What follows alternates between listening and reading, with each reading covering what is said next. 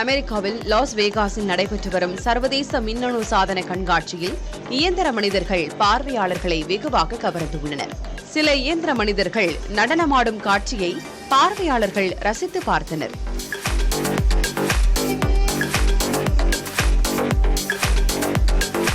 தனிமையில் இருக்கும் முதியோரை மகிழ்விப்பது, அவர்களுக்கு தேவையான உதவிகளை செய்வது போன்ற நோக்கங்களுக்காக இதுபோன்ற ரோபோக்கள் தயாரிக்கப்படுகின்றன.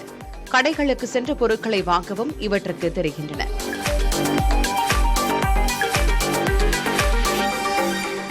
சீட்டாட்ட விடுதியில் பணிபுரிவதற்காகவும் ரோபோக்கள் உருவாக்கப்பட்டுள்ளன.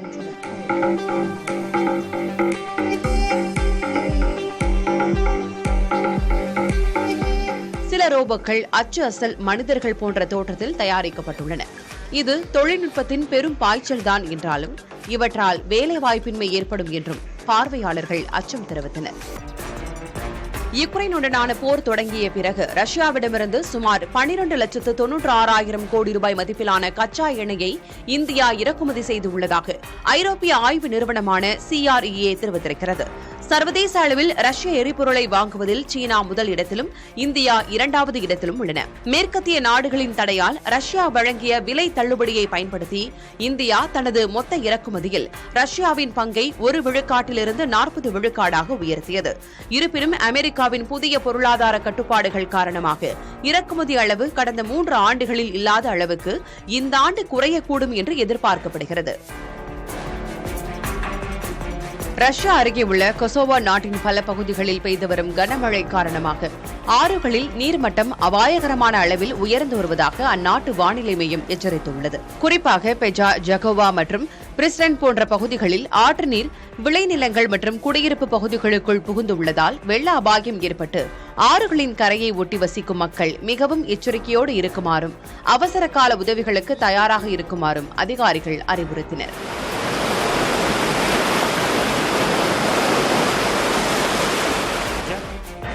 ஈரானில் விலைவாசி கடுமையாக உயர்ந்து அரசுக்கு எதிராக மக்கள் போராட்டம் வெடித்துள்ளது.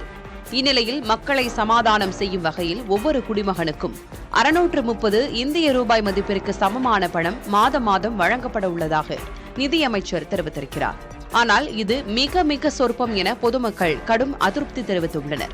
குறைந்தபட்சம் 18,000 ரூபாய் பணம் தரப்பட வேண்டும் என்றும் அவர்கள் வலியுறுத்துகின்றனர். இதற்கிடையே பாதுகாப்பு படையினருடனான மோதலில் 35 நபர்கள் இதுவரை உயிரிழந்தனர். ஈரான் தனது பட்ஜெட்டில் மிக பெரும் பகுதியை பாதுகாப்புத்துறைக்கு ஒதுக்கியதே இந்நிலைமைக்கு காரணம் என்று கூறப்படுகிறது. ஜூலியன் நாட்காட்டியை பின்பற்றும் ஆர்த்தடாக்ஸ் கிறிஸ்தவர்கள் இன்று தங்களது கிறிஸ்துமஸ் பண்டிகையை உலகம் முழுவதும் மிகுந்த உற்சாகத்துடன் கொண்டாடி வருகின்றனர். பெத்லஹேமில் உள்ள பிறப்பு தேவாலயம், ரஷ்யா, எகிப்து மற்றும் கிழக்கு ஐரோப்பிய நாடுகளில் நள்ளிரவு சிறப்பு திருப்பலிகள் மற்றும் வழிபாடுகள் நடைபெற்றன.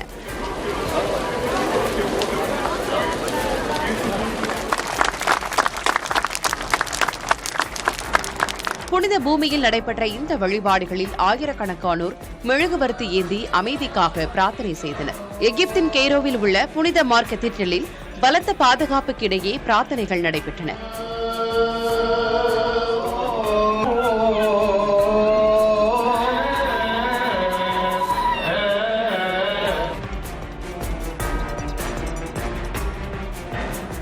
இந்திய கிரிக்கெட் வீரர் முகமது ஷமி மற்றும் அவரது சகோதரர் முகமது கைஃப் ஆகியோருக்கு தேர்தல் ஆணையம் நோட்டீஸ் அனுப்பியுள்ளது. ஷமியும் கைஃபும் மேற்கு வங்கத்தின் ஜாதவ்பூர் தொகுதியில் வாக்காளர்களாக உள்ளனர். அவர்கள் இருவரும் அளித்த SIR படிவத்தில் சில பிழைகள் இருப்பதால் அவர்கள் நேரில் ஆஜராகி விளக்கம் தர உத்தரவிடப்பட்டுள்ளதாக தேர்தல் ஆணையம் கூறியுள்ளது. தற்போது ராஜ்கோட்டில் விஜய் ஹசாரே கோப்பை கிரிக்கெட் போட்டிகளில் விளையாடி வருவதால் நேரில் ஆஜராவதற்கு மாற்று தேதிகளை ஷமி கோரியிருந்தார். இதை ஏற்று ஜனவரி 9 முதல் 11ஆம் தேதிக்குள் நேரில் ஆஜராக ஷமிக்கு உத்தரவிடப்பட்டுள்ளது. முதியோருக்கும் மாற்றுத்திறனாளிகளுக்கும் நலம் பயக்கும் தாயுமானவர் திட்டம் என தொடர்கிறது பயன்மிகு பட்டியல். ரூபாய் 123 கோடி மதிப்பீட்டில் அரசு பிள்ளைப்பட்டி முதல் பழனி வரை தரமுயர்த்தப்பட்ட 4 வழிச்சாலை. திண்டுக்கல் மாவட்டத்தில் பல்வேறு திட்டங்களை முதல்வர் ஸ்டாலின் தொடக்கி வைத்துள்ளார்.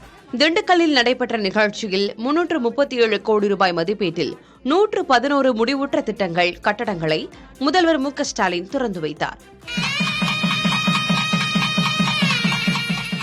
174 கோடி ரூபாய் மதிப்பில் 212 புதிய திட்டங்களுக்கு முதல்வர் மு க ஸ்டாலின் அடிக்கல் நாட்டினார். தமிழ் புதல்வன் திட்டத்தின் கீழ் 8984 மாணவர்களுக்கு மாதந்தோறும் 1000 ரூபாய். மக்கள் நலம் காக்கும் மக்களை தேடி மருத்துவம் திட்டத்தின் கீழ் 6,64,023 பேர் பயன்.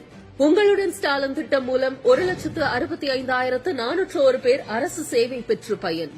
மேலும் 1082 கோடி ரூபாய் மதிப்பில் சுமார் 2,60,000 பயனாளிகளுக்கு நலத்திட்ட உதவிகளை முதல்வர் வழங்கினார்.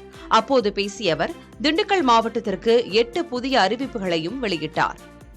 திண்டுக்கல் மாநகராட்சி பகுதிகளில் சாலை, தெருவிளக்கு, குடிநீர் போன்ற அடிப்படை வசதிகள் 14 கோடியே 20 லட்சம் ரூபாய் செலவில் மேம்படுத்தப்படும். பிரதமர் நரேந்திர மோடி இம்மாத இறுதியில் தமிழ்நாடு வரவுள்ளதாக தகவல்கள் வெளியாகியுள்ள நிலையில் தேசிய ஜனநாயக கூட்டணி கட்சி தலைவர்கள் அனைவரையும் ஒரே மேடையில் ஏற்ற திட்டமிட்டு வருவதாக கூறப்படுகிறது.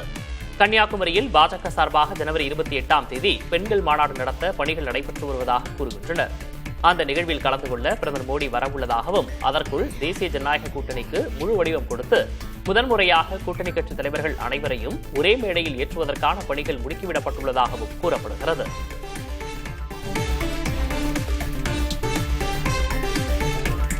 தமிழகத்தில் தேர்தல் களம் சூடுபிடிக்க தொடங்கியுள்ள நிலையில் வரும் 28ஆம் தேதி மக்களவை எதிர்க்கட்சித் தலைவர் ராகுல் காந்தி தமிழகத்திற்கு வரவுள்ளதாக தகவல்கள் கிடைத்துள்ளன. காங்கிரஸ் கட்சியின் கிராம கமிட்டி மாநாட்டில் கலந்து கொள்ள ராகுல் காந்தி வர இருப்பதாக கூறப்படுகிறது. திமுக, காங்கிரஸ் இடையே கூட்டணி பேச்சுவார்த்தை உறுதியாகாத நிலையில் ராகுலின் இந்த பயணம் முக்கியத்துவம் பெறுகிறது.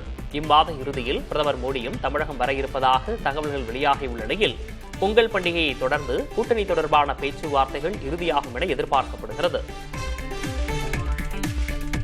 முதியோருக்கும் மாற்றுத்திறனாளிகளுக்கும் நலம் பயக்கும் தாயுமானவர் திட்டம் என தொடர்கிறது பயன்மிகு பட்டியல். ரூபாய் 123 கோடி மதிப்பீட்டில் அரசு பிள்ளைப்பட்டி முதல் பழனி வரை தரமுயர்த்தப்பட்ட 4 வழிச்சாலை.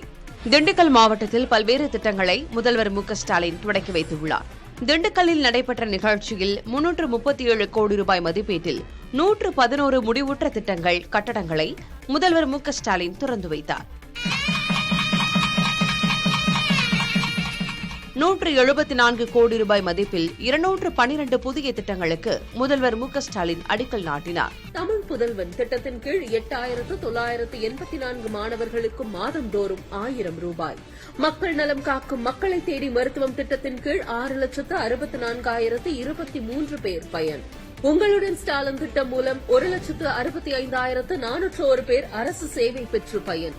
மேலும் 1082 கோடி ரூபாய் மதிப்பில் சுமார் 2,60,000 பயனாளிகளுக்கு நலத்திட்ட உதவிகளை முதல்வர் வழங்கினார். அப்போது பேசிய அவர் திண்டுக்கல் மாவட்டத்திற்கு 8 புதிய அறிவிப்புகளையும் வெளியிட்டார். திண்டுக்கல் மாநகராட்சி பகுதிகளில் சாலை, தெருவிளக்கு, குடிநீர் போன்ற அடிப்படை வசதிகள் 14 கோடியே 20 லட்சம் ரூபாய் செலவில் மேம்படுத்தப்படும். தமிழ்நாடு குறித்து உண்மைக்கு புறம்பாக பேசும் உள்துறை அமைச்சர் அமித்ஷாவுக்கு முதல்வர் மு க ஸ்டாலின் கடும் கண்டனங்களை தெரிவித்துள்ளார். திண்டுக்கல்லில் நடைபெற்ற நிகழ்ச்சியில் பேசிய அவர் அமித்ஷாவா அல்லது அவதூறு ஷாவா என கேள்வி எழுப்பியுள்ளார். தற்போதைய திமுக ஆட்சியில் சுமார் 4000 கோயில்களில் குடமுழுக்கு நடைபெற்றுள்ளதாகவும் 997 கோயில்களுக்கு சொந்தமான 7,701 கோடி ரூபாய் மதிப்பிலான 7,655 நிலங்கள் மீட்கப்பட்டுள்ளதாகவும் முதல்வர் மு க ஸ்டாலின் தெரிவித்துள்ளார். இந்து சமய அறநிலையத்துறையின் சாதனை பட்டியல் பெரிது என்றும் முதல்வர் மு க ஸ்டாலின் குறிப்பிட்டுள்ளார்.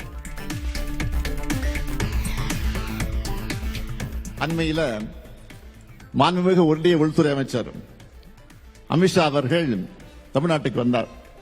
செய்திகள்லாம் பார்த்திருப்பீங்க, அவர் பேசுனதெல்லாம் பார்த்திருப்பீங்க. அவர் அமித்ஷாவா இல்ல அவதூறு ஷாவான்னு டவுட் வருது. அந்த அளவுக்கு உண்மைக்கு புறம்பா பேசிட்டு போயிருக்காரு. தமிழ்நாட்டில் இந்து சமய நம்பிக்கைகள், வழிபாட்டு உரிமைகளுக்கு முடிவு கட்டும் வகையில் நம்முடைய தமிழ்நாடு செயல்படுதுன்னு அமித்ஷா அவர்கள் பேசிட்டு போயிருக்காரு. இதற்காக என்னுடைய கடுமையான கண்டனத்தை உங்கள் மூலமாக, இந்த விழாவின் மூலமாக, இந்த நிகழ்ச்சியின் மூலமாக நான் தெரிவிச்சுக்கிறேன். அவருக்கு தமிழ்நாட்டில் என்ன நடக்குதுன்னு தெரியல போல. இப்படிப்பட்ட தமிழ்நாட்டில் இந்துக்களுடைய உரிமைகள் பறிக்கப்படுறதா துளியும் உண்மையில்லாத குற்றச்சாட்டை உள்துறை அமைச்சர் சொல்வது அவருடைய பதவிக்கு கண்ணியம் அல்ல.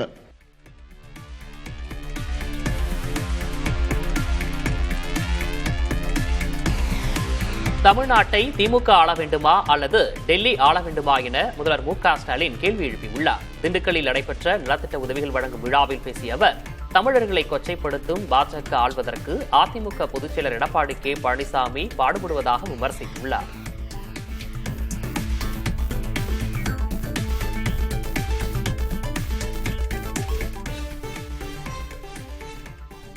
தமிழ்நாட்டில் மோடி ஆட்சி அமையணுமா வேணாமான்னு மக்களை பார்த்து அமித்ஷா கேட்டிருக்காரு. ஐயா, இதையே தான் நாங்கள் சொல்றோம். 2026 தேர்தலின் போது தமிழ்நாட்டை நாங்க ஆளணுமா இல்ல எங்கேயோ டெல்லியிலிருந்து நமக்கு சம்பந்தம் இல்லாதவங்க ஆளணுமா முடிவு செய்ததுதான் தேர்தல். இது தமிழர்களின் சுயமரியாதைக்கு விடப்பட்டிருக்கக்கூடிய சவால். அதிமுக கூட்டணிக்கு வாக்களிச்சா பாஜக தான் தமிழ்நாட்டை ஆளுநர் நாங்க சொல்லி புரிய வைக்க வேண்டிய அவசியம் இல்லை. அமித்ஷா அவர்கள் நேரடியாகவே ஒப்புதல் வாக்குமூலம் தந்திருக்கிறார். நீட்டை விடாப்பிடியாக திணிக்கிற, தமிழ்நாட்டுக்கான கல்வி நிதியை விடுவிக்காம தேசிய கல்விக் கொள்கையை திணிக்கிற, தொகுதி மறுவரை என்கிற பேர்ல தமிழ்நாட்டின் ஜனநாயக வலிமையை குறைக்கிற, வடமாநிலங்களை தமிழர்களை கொச்சைப்படுத்துகிற பிஜேபி ஆட்சி அமையதான் எதிர்க்கட்சித் தலைவர் பழனிசாமி பாடுபடுகிறார். அம்மையார் ஜெயலலிதா அவர்களுடைய மறைவுக்கு பிறகு தமிழ்நாட்டில் பாஜகவோட பிராக்சி ஆட்சி நடந்துச்சு. கடந்த 5 ஆண்டுகளாக தான் அதிலிருந்து நாம் தமிழ்நாடு மீண்டு தலைநிமிர ஆரம்பிச்சிருக்கிறோம். இப்ப நேரடியாகவே பாஜக ஆட்சியை சொல்லிட்டு வராங்க. 11 ஆண்டுகளா ஒன்றியத்தில் நடக்கக்கூடிய என்டிஏ ஆட்சியில தமிழ்நாட்டுக்காக ஒரு துருமை கூட கிள்ளிப்படாத உங்களை தமிழ்நாட்டு மக்கள் நம்ப தயாராக இல்லை. பாஜக அதிமுக கூட்டணியில் பாமக இணைந்துள்ளது. சென்னை பசுமை வழிச்சாலையில் உள்ள அதிமுக பொதுச்செயலர் பழனிசாமி இல்லத்தில் பாமக தலைவர் அன்புமணி அவரை சந்தித்து பேசினார். அப்போது அதிமுக பாமக இடையே கூட்டணி உடன்படிக்கை ஏற்பட்டுள்ளது. பாமகவுக்கு 17 தொகுதிகளுடன் ஒரு நாடாளுமன்ற உறுப்பினர் பதவி அளிக்க அதிமுக முன்வந்துள்ளதாக தகவல் வெளியாகியுள்ளது. ராமதாஸ் தரப்பும் கூட்டணிக்கு இசைவு தெரிவிக்கும் பட்சத்தில் பாமகவுக்கு கூடுதலாக 5 இடங்களை ஒதுக்கவும் அதிமுக திட்டமிட்டுள்ளதாக கூறப்படுகிறது. அனைத்து இந்திய அண்ணா திராவிட முன்னேற்ற கழகம், பாரதிய ஜனதா கட்சி, பாட்டாளி மக்கள் கட்சி எங்கள் கூட்டணியில் இப்பொழுது இடம்பெற்றிருக்கின்றன. மேலும் சில கட்சிகள் விரைவில் எங்கள் கூட்டணியில் சேருவார்கள். எங்களுடைய கூட்டணி இயற்கையான கூட்டணி. ஒரு வலிமையான தமிழகத்தை உருவாக்க மக்களுக்கு தேவையான திட்டங்களை கொடுக்கின்ற ஒரு அரசாக அமைய எங்களுடைய கூட்டணி 234 இடங்களில் பெரும்பாலான இடங்களில் வெற்றி பெற்று அனைத்து இந்திய அண்ணா திராவிட முன்னேற்ற கழகம் தனி பெரும்பான்மையோடு ஆட்சி அமைக்கும். இந்த தொகுதியினுடைய எண்ணிக்கை நாங்கள் முடிவு செய்துவிட்டோம். மற்றதெல்லாம் பின்பு அறிவிப்போம். திமுக அரசு மீது மக்கள் ஆத்திரத்தில் இருப்பதாக பாமக தலைவர் அன்புமணி ராமதாஸ் தெரிவித்துள்ளார். அதிமுகவுடன் கூட்டணியை இறுதி செய்த பின்னர் செய்தியாளர்களிடம் பேசிய அவர், வரும் தேர்தலில் அதிமுக தலைமையிலான கூட்டணி வெற்றி பெற்று ஆட்சி அமைக்கும் என நம்பிக்கை தெரிவித்துள்ளார். சமீபத்தில் கூட 100 நாட்கள் நடைபயணம் மேற்கொண்ட பொழுது அங்கே கிராமத்தில் இருந்து நகரத்து வரைக்கும் திமுக மீது மிகுந்த கோபத்தில் மக்கள் இருக்கின்றார்கள். கோபம் கூட சொல்லணும்னா ஆத்திரத்தில் இருக்கிறாங்க. தேர்தல் எப்போ வரும்னு காத்துட்டு இருக்கிறாங்க. உறுதியாக எங்கள் கூட்டணி மிகப்பெரிய வெற்றி பெற்று அதிமுக ஆட்சி அமைக்கும், தமிழ்நாட்டில் ஆட்சி அமைக்கும். அதிமுகவும் பாமகவும் கூட்டணி அமைப்பதை தவிர அவர்களுக்கு வேறு வழியில்லை என நாம் தமிழர் கட்சியின் தலைமை ஒருங்கிணைப்பாளர் சீமான் தெரிவித்துள்ளார். ஈரோட்டில் செய்தியாளர்களுக்கு பேட்டியளித்த அவர், திராவிட ஆட்சியை ஒழிப்பதுதான் தனது கனவு என்றும் சீமான் கூறினார். அது எதிர்பார்த்ததான் ஏற்கனவே பாமக அதிமுகவோட இருந்திருக்குது. இப்போ அவங்களுக்கு வேற இது ஒன்று தான் வாய்ப்பாக இருக்குது. அதனால இந்த கூட்டணிக்கு போவாங்கங்கிறது நம்ம எதிர்பார்த்தது தான். அதில் ஒன்று எதிர்பாராத ஒன்று இது நடந்துருச்சு அப்படின்னா தானே அதில் இருக்கு. அது ஒரு தெளிவான ஒரு முடிவுக்கு ஒரு கருத்து இருக்கும், ஒரு பதில் இருக்கும். குழப்பத்துக்கு இருக்காது. இப்போ இந்த குழப்பத்துக்கு பதில் சொல்ல முடியாது நம்ம. புரியுதா உங்களுக்கு? அதை போய் நம்ம பேசிட்டு வேண்டியதில்லை. டெல்லி உயர்நீதிமன்ற தீர்ப்பிற்கு பிறகு பாமக சார்பில் தேர்தல் கூட்டணி பேச்சுவார்த்தை நடத்தும் அதிகாரம் தனக்கே உள்ளது என அக்கட்சியின் நிறுவனர் ராமதாஸ் தெரிவித்திருக்கிறார். அவர் வெளியிட்டிருக்கும் அறிக்கையில் அன்புமணி அல்லது வேறு எவருடனும் பாமக சார்பில் தேர்தல் கூட்டணி குறித்து பேச்சுவார்த்தை நடத்த எந்த அரசியல் கட்சிக்கும் உரிமை இல்லை என்றும் கூறியுள்ளார். அன்புமணி பாமக சார்பில் தேர்தல் கூட்டணி பேசியதாக வெளியான செய்திகள் நீதிமன்ற அவமதிப்பாகும் என்றும் அப்படி பேச்சு நடந்திருந்தால் அது சட்டவிரோதம் என்றும் ராமதாஸ் தெரிவித்துள்ளார். பாமக சார்பில் வெள்ளிக்கிழமை முதல் விருப்ப மனுவை சமர்ப்பிக்கலாம் என அக்கட்சியின் நிறுவனர் ராமதாஸ் அறிவித்துள்ளார். இதுகுறித்து அவர் வெளியிட்டுள்ள அறிக்கையில், தமிழ்நாடு மற்றும் புதுச்சேரியில் நடைபெறவுள்ள சட்டமன்ற தேர்தலில் பாமக சார்பில் வேட்பாளராக போட்டியிட விரும்புவோர் தைலாபுரம் தோட்டத்தில் விருப்ப மனுவை சமர்ப்பிக்கலாம் என தெரிவிக்கப்பட்டுள்ளது. விருப்ப மனுக்களை தைலாபுரம் அலுவலகத்தில் பெற்றுக்கொண்டு பூர்த்தி செய்து கொடுத்ததும் அதற்கான ரசீது வழங்கப்படும் என அறிவுறுத்தப்பட்டுள்ளது. பரபரப்பான அரசியல் சூழலுக்கு மத்தியில் அதிமுக பொதுச் செயலர் எடப்பாடி கே பழனிசாமி டெல்லி சென்றார். பாமக தலைவர் அன்புமணி ராமதாஸை சந்தித்து கூட்டணியில் இணைந்த நிலையில் டெல்லிக்கு அவர் பயணம் மேற்கொண்டிருக்கிறார். இந்த பயணத்தின் போது திமுக அமைச்சர்கள் மீதான ஊழல் புகார் பட்டியலை மத்திய உள்துறை அமைச்சர் அமித்ஷாவிடம் எடப்பாடி கே பழனிசாமி வழங்க உள்ளதாக கூறப்படுகிறது. அதோடு அதிமுக பாஜக கூட்டணியை பலப்படுத்துவது குறித்து அமித்ஷா மற்றும் பியூஷ் கோயலுடன் ஆலோசனை மேற்கொள்ள இருப்பதாக தகவல்கள் கிடைத்துள்ளன. தமிழ்நாடு குறித்து உண்மைக்கு புறம்பாக பேசுவதாக மத்திய உள்துறை அமைச்சர் அமித்ஷாவுக்கு முதல்வர் மு.க.ஸ்டாலின் கடும் கண்டனத்தை தெரிவித்துள்ளார். திண்டுக்கல்லில் நடைபெற்ற நிகழ்ச்சியில் பேசிய அவர், அமித்ஷாவா அல்லது அவதூறு ஷாவா என கேள்வி எழுப்பியுள்ளார்.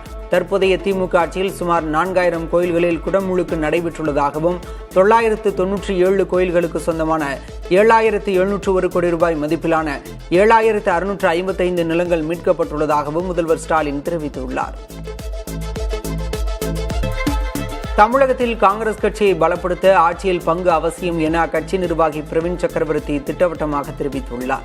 இது தொடர்பாக கோவையில் செய்தியாளர்களிடம் பேசிய அவர், கூடுதல் தொகுதி, ஆட்சியில் பங்கு, அதிகாரத்தில் பங்கு என்பது காங்கிரஸ் தொண்டர்களின் கோரிக்கை என குறிப்பிட்டுள்ளார். தாவேகா தலைவர் விஜய் ஒரு அரசியல் சக்தி என்பதை யாராலும் மறுக்க முடியாது என காங்கிரஸ் நிர்வாகி பிரவீன் சக்கரவர்த்தி தெரிவித்துள்ளார். அண்மையில் விஜயை சந்தித்து பேசிய அவர், தமிழக அரசின் நிதிநிலை அபாயகரமானதாக உள்ளதாக விமர்சித்திருந்தார். இந்நிலையில் விஜயை புகழ்ந்து பிரவீன் சக்கரவர்த்தி பேசியுள்ளார். கோவையில் செய்தியாளர்களிடம் பேசிய அவர், அரசியல் தலைவராகவே விஜயை பார்க்க மக்கள் கூடுவதாக கருத்து தெரிவித்தார். ஆட்சியில் பங்கு குறித்து சிலர் மாறுபட்ட கருத்தை கூறுவதாக காங்கிரஸ் நிர்வாகி பிரவீன் சக்கரவர்த்தி விமர்சித்துள்ளார். கோவையில் செய்தியாளர்களிடம் பேசிய அவர், செல்வ பெருந்தகை குறித்த கேள்விக்கு பதிலளித்துள்ளார். அதில் திமுக கூட்டணியில் சிலருக்கு ஆதாயம் இருக்கலாம் என்று மறைமுகமாக விமர்சித்துள்ளார்.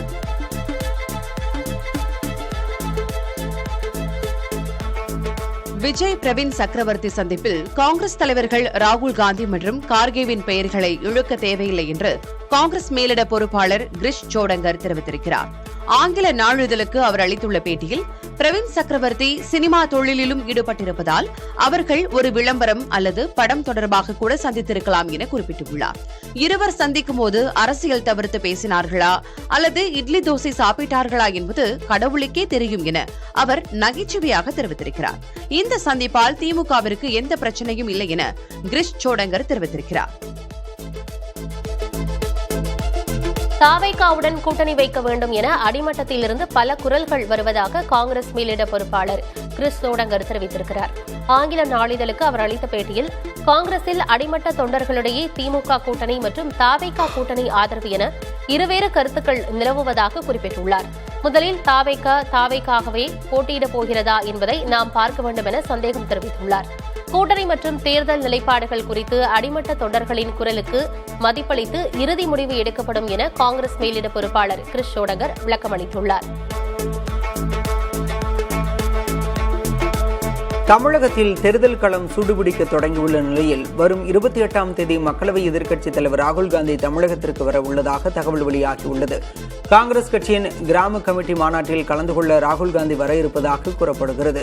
திமுக காங்கிரஸ் இடையே கூட்டணி பேச்சுவார்த்தை உறுதியாகாத நிலையில் ராகுலின் இந்த பயணம் முக்கியத்துவம் பெற்றுள்ளது.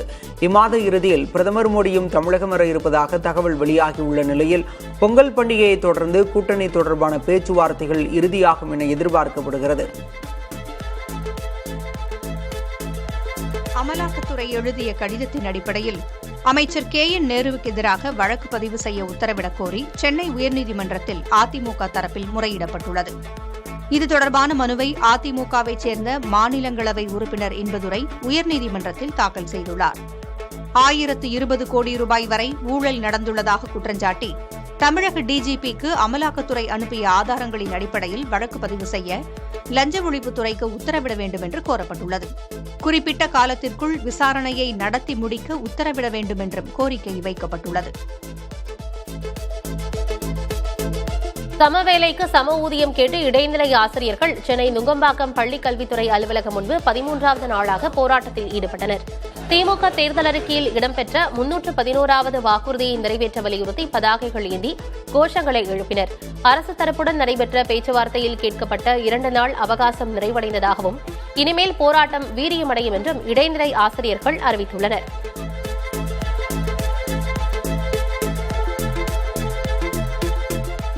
தேர்தல் வாக்குறுதிகளை நிறைவேற்ற வலியுறுத்தி தமிழ்நாடு சத்துணவு மற்றும் அங்கன்வாடி சங்கங்களின் கூட்டமைப்பினர் தமிழ்நாடு முழுவதும் ஒருநாள் அடையாள வேலைநிறுத்த போராட்டத்தில் ஈடுபட்டனர். சென்னை, கோவை, ராணிப்பேட்டை, மயிலாடுதுறை உள்ளிட்ட பகுதிகளில் திரண்ட ஆயிரக்கணக்கான அங்கன்வாடி ஊழியர்கள் குறைந்தபட்ச ஓய்வூதியமாக 6750 ரூபாய் வழங்க வேண்டும் என்பது உள்ளிட்ட 10 அம்ச கோரிக்கைகளை வலியுறுத்தி முழக்கங்களை எழுப்பினர்.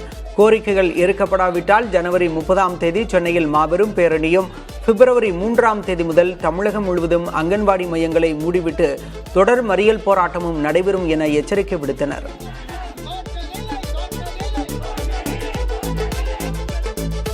தமிழ்நாடு முழுவதும் சத்துணவு மற்றும் அங்கன்வாடி சங்கங்களின் கூட்டமைப்பினர் ஒருநாள் அடையாள வேலைநிறுத்த போராட்டத்தில் ஈடுபட்டனர். தஞ்சை, ராணிப்பேட்டை, சிவகங்கை மற்றும் தேனி மாவட்டங்களில் ஆட்சியர் அலுவலகங்கள் முன் ஆயிரக்கணக்கான ஊழியர்கள் திரண்டனர். காலமுறை ஊதியம் வழங்கக் கோரியும் குறைந்தபட்ச ஊதியமாக 6750 ரூபாய் வழங்க வேண்டும் எனவும் முழக்கங்களை எழுப்பினர். கோரிக்கைகளை நிறைவேற்றக் கோரி ஜனவரி 30ஆம் தேதி சென்னையில் மாபெரும் பேரணி நடத்த உள்ளதாக தெரிவித்தனர். வங்கக்கடலில் நிலவிய ஆழ்ந்த காற்றழுத்த தாழ்வு பகுதி காற்றழுத்த தாழ்வு மண்டலமாக வலுப்பெற்றது. இது மேற்கு வடமேற்கு திசையில் நகர்ந்து தென்மேற்கு வங்கக்கடல் நோக்கி நகரக்கூடும் என வானிலை ஆய்வு மையம் தெரிவித்துள்ளது. இதனால் ஜனவரி 9 முதல் 12ஆம் தேதி வரை 4 நாட்களுக்கு தமிழகத்தில் வடகிழக்கு பருவமழை மீண்டும் தீவிரமடைய உள்ளது. 155 ஆண்டுகளில் ஜனவரி மாதத்தில் உருவாகும் 21வது புயல் சின்னம் இது என்பது குறிப்பிடத்தக்கது. காவிரி படுகை மாவட்டங்களுக்கு வரும் 10ஆம் தேதி மிக கனமழைக்கான ஆரஞ்சு அலர்ட் விடுக்கப்பட்டுள்ளது. இதுகுறித்து வெளியிடப்பட்ட அறிக்கையில் திருவாரூர், நாகப்பட்டினம், மயிலாடுதுறை, கடலூர், புதுச்சேரி, காரைக்கால் பகுதிகளில் மிக கனமழை பெய்யக்கூடும் என தெரிவிக்கப்பட்டுள்ளது. சென்னை, புதுக்கோட்டை, தஞ்சாவூர், அரியலூர், விழுப்புரம், கள்ளக்குறிச்சி, செங்கல்பட்டு மற்றும் காஞ்சிபுரம் மாவட்டங்களில் கனமழை பெய்யும் என வானிலை ஆய்வு மையம் தெரிவித்துள்ளது.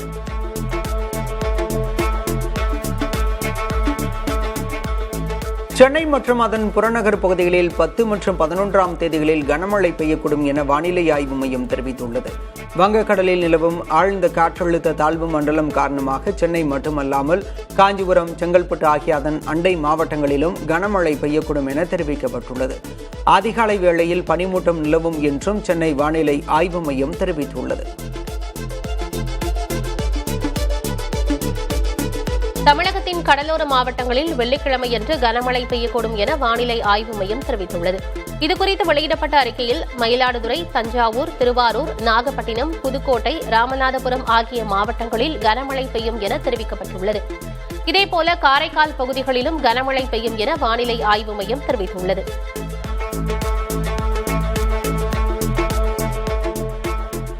சென்னையில் ஒரு சவரன் ஆபரண தங்கத்தின் விலை ஒரே நாளில் 240 ரூபாய் விலை குறைந்துள்ளது. காலையில் ஒரு சவரன் தங்கம் 320 ரூபாய் விலை உயர்ந்த நிலையில் மாலையில் 560 ரூபாய் விலை குறைந்துள்ளது. காலையில் 1 கிராம் தங்கம் 40 ரூபாய் விலை உயர்ந்த நிலையில் மாலையில் 70 ரூபாய் விலை குறைந்தது. ஒரே நாளில் 1 கிராம் தங்கம் 30 ரூபாய் விலை குறைந்துள்ளது.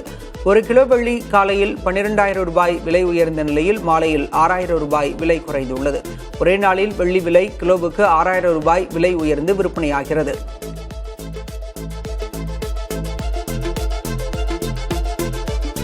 இஸ்ரேல் பிரதமர் பெஞ்சமின் நெத்தன்யாகு பிரதமர் மோடியை தொலைபேசியில் தொடர்பு கொண்டு பேசினார். காசா அமைதி திட்ட நிலவரம் குறித்து நெத்தன்யாகு விவரித்ததாக பிரதமர் அலுவலகம் வெளியிட்ட செய்திக்குறிப்பு கூறுகிறது. இச்சந்திப்பு குறித்து எக்ஸ் தளத்தில் பதிவிட்டுள்ள பிரதமர் மோடி தனது நண்பருக்கும் அவரது நாட்டு மக்களுக்கும் புத்தாண்டு வாழ்த்துக்களை தெரிவித்ததாக கூறினார். பயங்கரவாதத்திற்கு எதிரான போரில் மேலும் முனைப்பாக செயல்படுவதா என உறுதியளித்ததாக கூறியுள்ளார். வெனிசுலா விவகாரம் உலக அரசியலில் பேசுபொருளாகியுள்ள நிலையில் இப்பேச்சு கவனம் பெறுகிறது.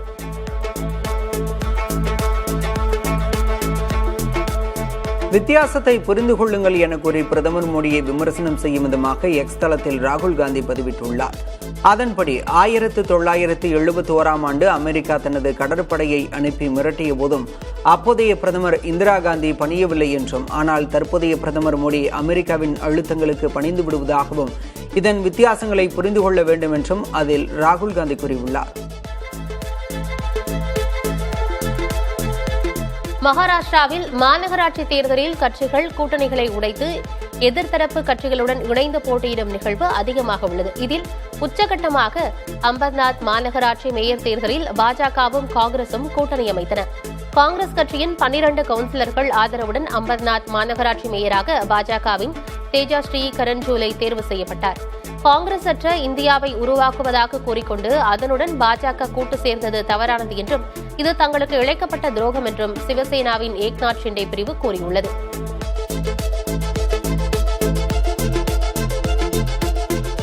மகாராஷ்டிரா மாநகராட்சி தேர்தலில் காங்கிரஸ் மற்றும் ஏஐஎம்ஐஎம் கட்சிகளுடன் கூட்டணி வைத்த பாஜக உள்ளூர் நிர்வாகிகள் மீது ஒழுங்கு நடவடிக்கை எடுக்கப்படும் என முதல்வர் தேவேந்திர பட்னாவிஸ் எச்சரித்துள்ளார். தேர்தலுக்கு பிந்தைய இத்தகைய கூட்டணிகளுக்கு பாஜக தலைமை ஒப்புதல் வழங்கவில்லை என பட்னாவிஸ் விளக்கினார். இதற்கிடையே பாஜகவை எதிர்க்கட்சிகள் விமர்சித்துள்ளன. வெற்றி வேண்டுமென்றால் எந்த எல்லைக்கும் பாஜக செல்லும் என்பதை இந்நிகழ்வுகள் நிரூபிப்பதாக உத்தவ் சிவசேனா எம்பி சஞ்சய் ராவுத் தெரிவித்துள்ளார். ஆந்திராவில் ஒரே நாளில் 28.95 கிலோமீட்டர் நீளத்திற்கு நெடுஞ்சாலை அமைத்து புதிய கின்னஸ் சாதனை படைக்கப்பட்டது.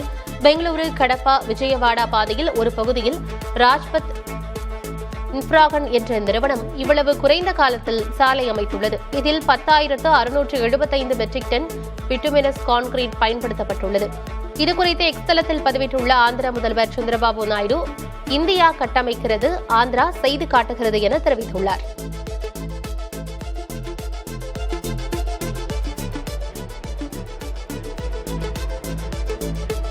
இந்திய கிரிக்கெட் வீரர் முகமது ஷமி மற்றும் அவரது சகோதரர் முகமது கைஃப் ஆகியோருக்கு தேர்தல் ஆணையம் நோட்டீஸ் அனுப்பியுள்ளது. ஷமியும் கைஃபும் மேற்கு வங்கத்தின் ஜாதவ்பூர் தொகுதியில் வாக்காளர்களாக உள்ளனர். அவர்கள் இருவரும் அளித்த எஸ்ஐஆர் படிவத்தில் சில பிழைகள் இருப்பதால் அவர்கள் நேரில் ஆஜராகி விளக்கம் தர உத்தரவிடப்பட்டுள்ளதாக தேர்தல் ஆணையம் கூறியுள்ளது.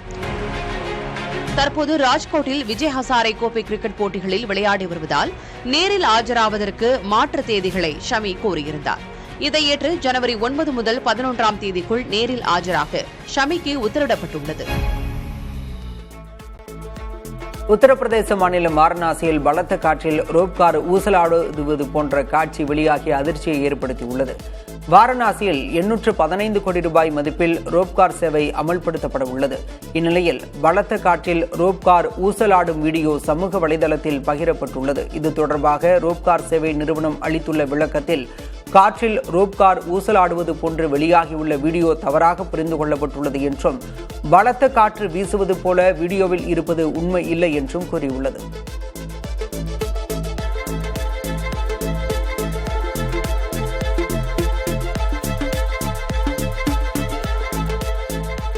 கேரள அரசு போக்குவரத்து கழகத்தில் விளம்பர தூதுவராக நடிகர் மோகன்லால் நியமிக்கப்பட்டுள்ளார். இதற்காக அவர் எந்தவிதமான ஊதியமும் பெறாமல் இலவசமாக சேவை செய்ய முன்வந்துள்ளார் என அம்மாநில போக்குவரத்து துறை அமைச்சர் கே.பி. கணேஷ்குமார் தெரிவித்துள்ளார். நஷ்டத்தில் இயங்கும் போக்குவரத்து கழகத்தை மீட்டெடுக்கவும் பயணிகள் எண்ணிக்கையை அதிகரிக்கவும் இம்முடிவு எடுக்கப்பட்டுள்ளது. நீதிமன்றத்தை அவமதிக்கும் வகையில் எந்த கருத்தையும் தான் தெரிவிக்கவில்லை என அமைச்சர் ரகுபதி விளக்கம் அளித்துள்ளார். திருப்பரங்குன்றம் தீபத்தூண் வழக்கு விவகாரத்தில் சென்னை உயர்நீதிமன்றத்தின் தீர்ப்பை சுட்டிக்காட்டி அமைச்சர் ரகுபதி கருத்து தெரிவித்திருந்தார். அதற்கு எதிர்க்கட்சிகள் கண்டனம் தெரிவித்திருந்த நிலையில் புதுக்கோட்டையில் செய்தியாளர்களை சந்தித்த அவர் தான் சொன்ன கருத்து தவறாக புரிந்து கொள்ளப்பட்டுள்ளதாக கூறினார்.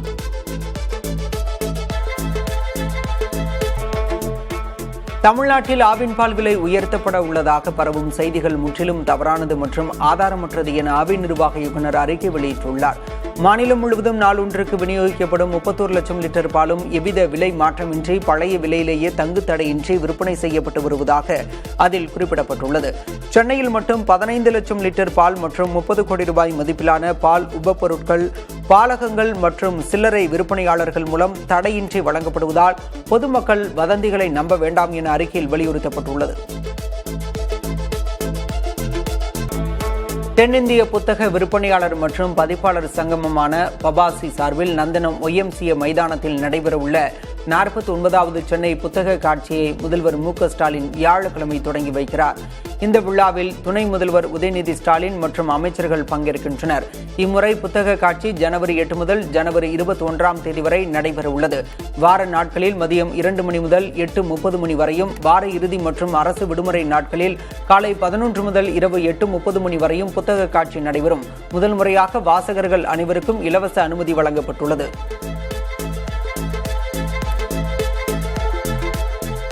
தங்களிடமிருந்து JF-17 ரக போர் விமானங்களை வாங்க வங்கதேசம் விருப்பம் தெரிவித்துள்ளதாக பாகிஸ்தான் கூறியுள்ளது. இரு நாட்டு விமானப்படை தளபதிகள் சந்திப்பிற்கு பிறகு இந்த தகவல் வெளியாகியுள்ளது. பலநோக்கு பயன்பாடு கொண்ட இவ்விமானங்கள் ஆபரேஷன் சிந்தூரின் போது இந்தியாவுக்கு எதிராக சிறப்பாக செயல்பட்டதாக பாகிஸ்தான் கூறியிருந்தது. இதற்கிடையே பாகிஸ்தானுக்கு இடைநிலா விமான சேவையை வங்கதேசம் வரும் 29ஆம் தேதி தொடங்க உள்ளது. அமெரிக்காவின் லாஸ் வேகாஸில் நடைபெற்ற CES 2026 தொழில்நுட்ப கண்காட்சியில் பாதுகாப்பான மற்றும் நவீன ஸ்மார்ட் போன்கள் அறிமுகமாகியிருக்கின்றன. கூகுள் சேவைகள் இல்லாத இயங்குதளம் மற்றும் கேமரா, மைக்ரோபோனை துண்டிக்க தனித்துவமான பிசிக்கல் சுவிட்ச் வசதியுடன் ஹிரோப் கைபேசி அறிமுகமாகியுள்ளது. கைபேசியில் ஸ்பைவர் இருந்தாலும் யாராலும் உங்களை கண்காணிக்க முடியாது என இதன் தலைமை அதிகாரி விக்டர் கோச்சியா உறுதியளித்துள்ளார்.